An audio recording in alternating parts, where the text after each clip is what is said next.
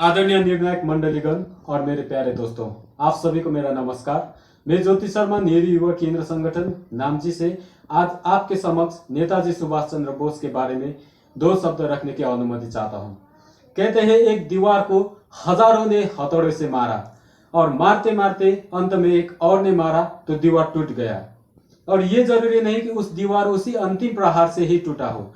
इसी तरह आजाद भारत की लड़ाई में भी उस आजादी के दीवार को हजारों ने हथौड़े से मारा था और मारते मारते अंत में उस दीवार गांधी जी के प्रहार से टूटा हो। और ये भी जरूरी नहीं कि भारत की आजादी सिर्फ गांधी ने ही दिलाया हो। इसी स्वतंत्र संग्राम में हजारों ने अपने जीवन, धन, दौलत, परिवार सब कुछ गवा दिए थे। और इसी स्वतंत्र सेनानी में एक नाम आता है, नेताजी सुभाष चंद्र बोस। तुम मुझे खून दो, मैं तुझे आजादी दूंगा। ये नारा जितना प्रभावशाली थे उससे भी प्रभावशाली थे बोस। और जिन्होंने अपने बचपन में ही ठान लिया था, जिन्होंने अपने बचपन में ही अपने मन के अंदर देश प्रेम के भाव जगा रखे थे और उन्होंने अपने कॉलेज में भी भारत विरोधी, भारत के विद्यार्थियों के विरोधी शिक्षकों के खिलाफ आंदोलन किए थे और इसके कारण उनको कॉलेज से भी निष्कासित किया गया था।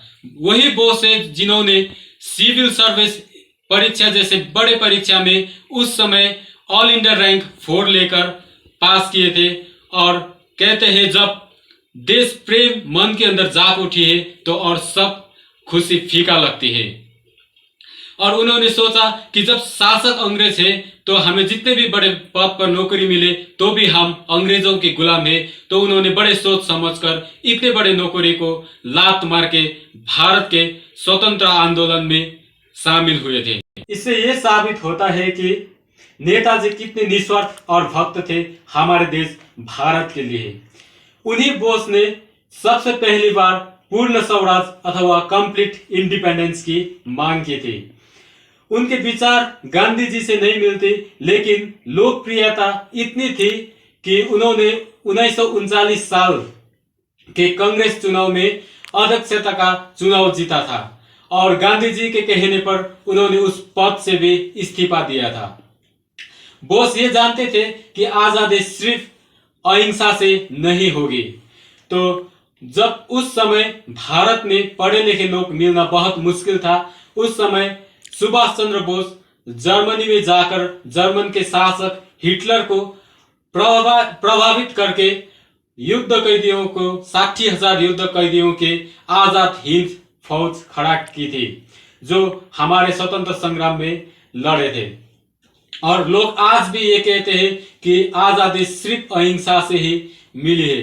तो मैं उन लोगों से ये प्रश्न पूछना चाहता हूं कि जब आजादी अहिंसा से ही मिली है तो उस आजादी की लड़ाई में 26,000 आजाद हिंद फौज के सैनिक मारे गए थे, तो क्या उन्होंने खुद आत्महत्या की थी?